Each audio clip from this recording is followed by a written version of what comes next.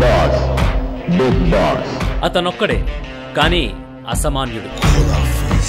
అతని గురించి చెప్పాలంటే పుస్తకాలు సరిపోవు. చూడండి, నేను ఫైటింగ్ పెడతాను. ఎప్పుడో చెప్పనా, న్యాయం అన్యాయమైన 1000 రూపాయల చిన్న పారితోషికంతో మొదలై ఈరోజు తెలుగు ప్రజల గుండెల్లో అభిమాన హీరోగా మెగాస్టార్ గా మారాడు.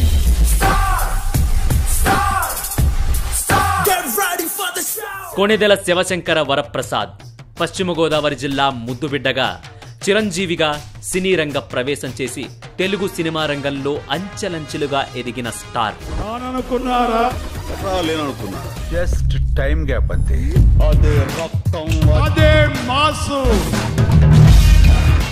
అయితే ఈ స్టార్డమ్ ఒక్క రోజుతోనే, ఒక్క ఏడాదిలోనే వచ్చింది కాదు.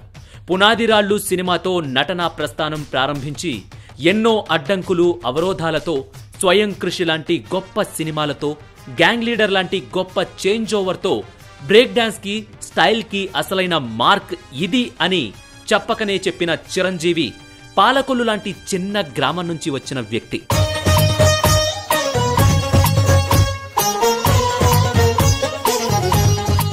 కానీ ఇప్పుడు మొత్తం దేశంలో చిరంజీవికి 3000కు పైగా అభిమాన సంఘాలున్నాయి.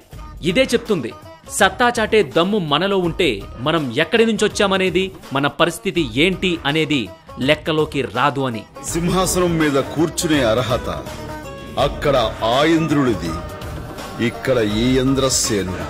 ఆయన ప్రయాణం సుదీర్ఘం.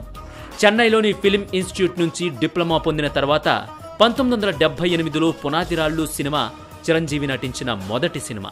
కానీ ప్రాణం ఖరీదు అనే సినిమా ముందుగా విడుదలైంది. తర్వాత మన ఊరి పాండవులు, మోసగాడు, రాణి కాసుల రంగమ్మ, ఇది కథ కాదు వంటి సినిమాలలో చిన్న పాత్రలు, విలన్ పాత్రలు పోషించాడాయన. అప్పటి నుంచి ఇప్పటి సైరా నరసింహారెడ్డి వరకు 150 సినిమాలు దాటి తన సినీ ప్రయాణం సాగుతూనే ఉంది.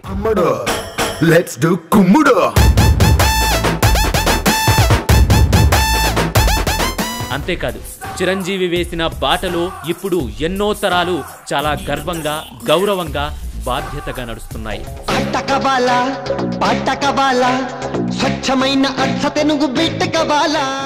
కేవలం సినిమాలే కాదు, సేవా కార్యక్రమంలోనూ చిరు మెగాస్టార్ అనే చెప్పాలి. 1998లో చిరంజీవి చారిటబుల్ ట్రస్ట్ స్థాపించారు. Chiranjeevi blood bank, Chiranjeevi I bank ఈ ట్రస్ట్ నడుపుతున్న ముఖ్య సేవా కార్యక్రమాల్లో ఎప్పుడూ ముందుంటారు. రాష్ట్రంలో అత్యధికంగా నేత్రదానం, రక్తదానం సాగిస్తున్న సంస్థలుగా ఇవి గుర్తింపు పొందాయి. అభిమానుల ఉత్సాహాన్ని, సేవా దృక్పథాన్ని పెద్ద ఎత్తున సమాజ సేవా కార్యక్రమాలకు మళ్లించడం ఈ ట్రస్టులు సాధించిన ఘన విజయం.